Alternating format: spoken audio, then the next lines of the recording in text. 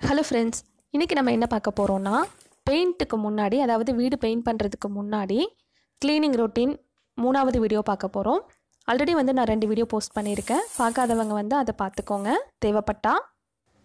நான் க்ளீன் பண்ண எல்லா பாட்டிலுக்குமே இந்த மாதிரி பபிள் ரேப் பண்ணி மேலே இந்த மாதிரி ஸ்பாஞ்ச் பேப்பர்லாம் வச்சு அட்டைப்பெட்டியில் நல்லா பேக் பண்ணி வச்சுட்டேன். அதே மாதிரி இந்த ரேக் எல்லாமே ஒரு அட்டைப்பெட்டியில் போட்டு வச்சுட்டேன்.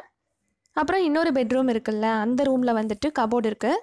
அந்த கபோர்டில் இருந்த எல்லா கிளாத்தும், அதாவது அத்தை, மாமா, சிஸ்டர்லாம் அவங்களோட எல்லா கிளாத்தும் எடுத்து பேக் பண்ணி வச்சுட்டேன்.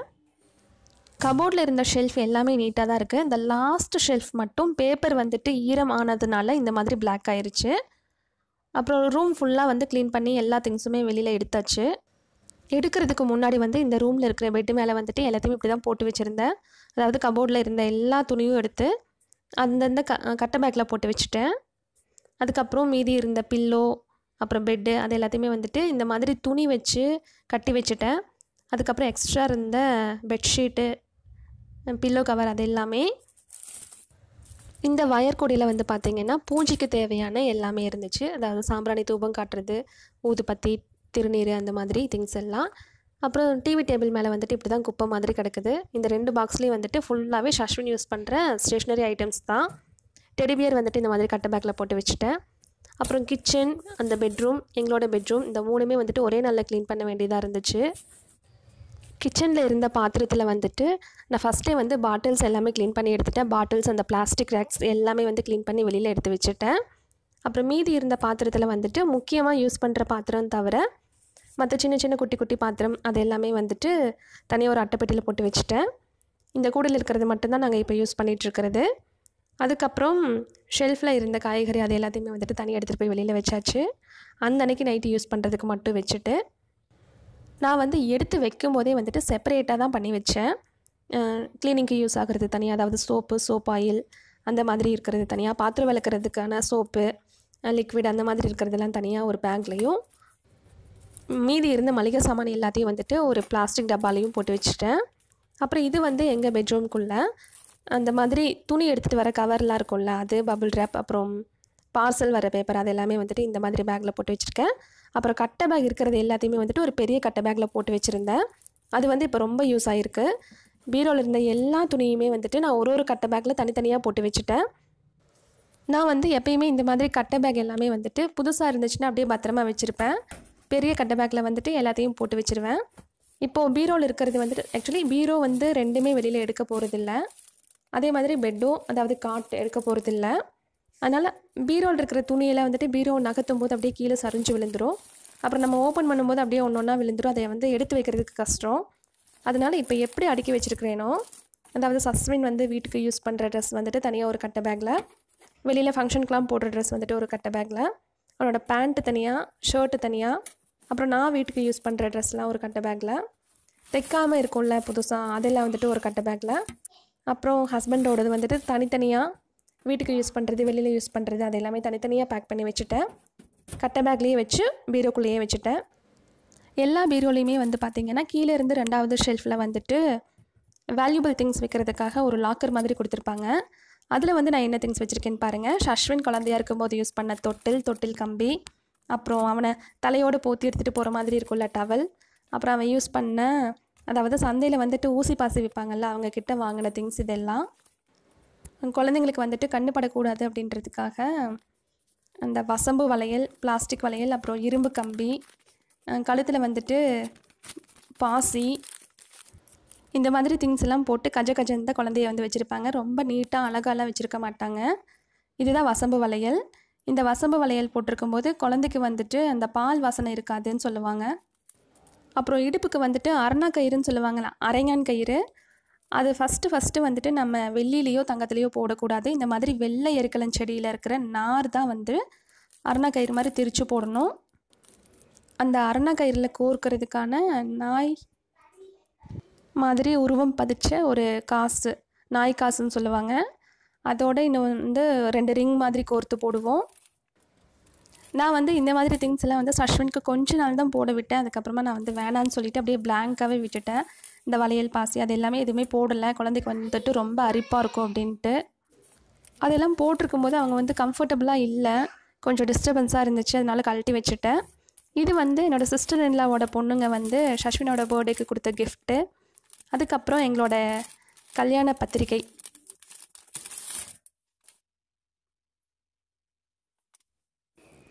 இன்னொரு பீரோவில் வந்து பார்த்திங்கன்னா என்னோடய சாரீ ஃபுல்லாக இருக்கும், அப்புறம் காட்டன் சுடி ஃபுல்லாக. அந்த பீரோவில் வந்து என்னோடய திங்ஸ் மட்டும்தான் இருக்கும். இதில் வந்து காட்டன் சாரீ, சில்க் சாரீ, அப்புறம் சும்மா ரெஃப்யூஸ்க்கு கட்டுற மாதிரி சாரீ, அது எல்லாமே வந்துட்டு இந்த பீரோவில் தான் இருக்கும். க்ளீன் பண்ணுறதுக்கு முன்னாடி வந்துட்டு நான் அப்படியே தான் வச்சுருந்தேன். சில்க் சாரியெல்லாம் வந்து ஹேங்கர்லையும், இந்த மாதிரி ஸ்டிஃபாக நிற்கிற காட்டன் சாரீ வந்துட்டு இப்படி மடித்து வச்சுருந்தேன். இது வந்துட்டு அவுட்டோர் ஷூட்டிங்கில் எடுத்த ஒரு ஃபோட்டோ ஃப்ரேம் பண்ணி கொடுத்துருந்தாங்க. இந்த சாரீ வந்து எனக்கு ரொம்ப பிடிச்ச சில்க் சாரீ, அதனால் இதை மட்டும் அடியில் வச்சுருக்கேன். அப்புறம் இந்த பேக்கில் வந்து பார்த்திங்கன்னா என்னோடய கல்யாண டைமில் வந்துட்டு எடுத்த சில்க் சாரீ எல்லாத்துக்கும் மேட்சிங்காக எடுத்த மங்கை இன்ஸ்கர்ட்ஸ். இது எல்லாமே வந்துட்டு நல்ல குவாலிட்டியான இன்ஸ்கர்ட், அதனால் வந்து நான் அப்படியே சேஃபாக வச்சுருக்கேன். இது ரொம்ப பெருசாகவும் இருக்கும், அதே மாதிரி எல்லா கலர்லேயும் இருக்கும்.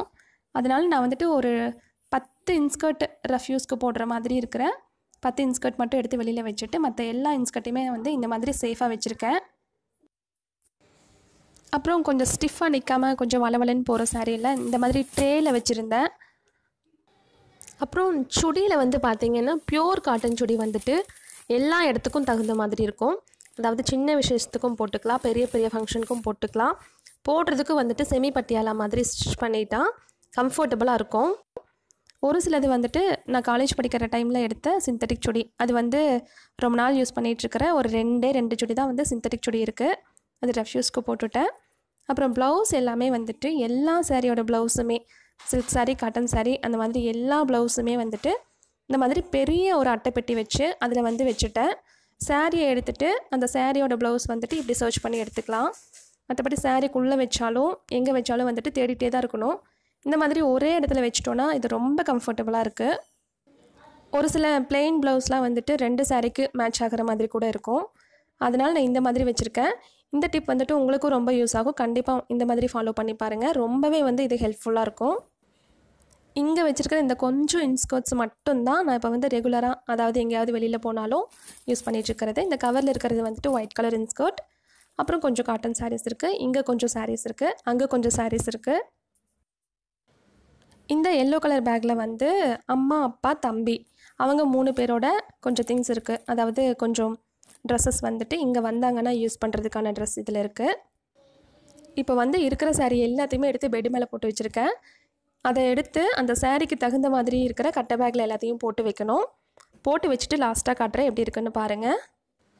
இந்த சாரியெல்லாம் வந்து அப்படியே பீரோவில் வச்சுருந்தோன்னா பீரோ வந்து மூவ் பண்ணும்போது எல்லா சாரியும் சரிஞ்சு கீழே விழுந்துடும். மறுபடியும் நம்மளால் எடுக்கவே முடியாது, எடுக்கிறது வந்துட்டு ரொம்ப கஷ்டம். பீரோ ஓப்பன் பண்ணாலே எல்லாமே கீழே விழுந்துடும். இப்போ பாருங்கள், 2 பீரோலையும் வந்துட்டு வெறும் கட்டை பேக் மட்டும்தான் தெரியும். ஹஸ்பண்டோட ட்ரெஸ் மட்டும் இருக்குது, அது வந்து அடுத்த நாள் தான் பேக் பண்ணணும். ஏன்னா அவங்க வந்துட்டு பார்த்ததுக்கப்புறமா தான் நான் எடுத்து வைக்கணும். ஏன்னா அவங்க எப்பயுமே வந்துட்டு அவசரத்தில் தான் வந்து எடுக்க வருவாங்க. ஸோ அங்கே எங்கேயும் வச்சுட்டா தேவையில்லாமல் திட்டு வாங்கணும்.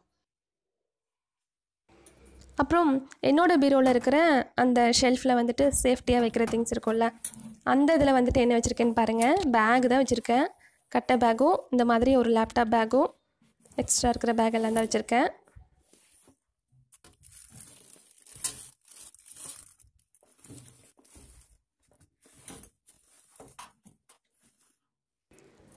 அது போக மேலே வந்து 2 பாக்ஸ் மாதிரி லாக்கர் கொடுத்துருப்பாங்க. அந்த லாக்கரில் வந்துட்டு என்னோடய வளைகாப்பு வளையல், அப்புறம் மேரேஜ்க்கு வாங்கின சாரீக்கு மேட்சிங்காக இருக்கிற வளையல், அப்புறம் ஸ்டிச்சிங்க்கு யூஸ் பண்ணுற சில திங்ஸ் எல்லாம், வாட்ச், அப்புறம் ஒரு கண்ணாடி,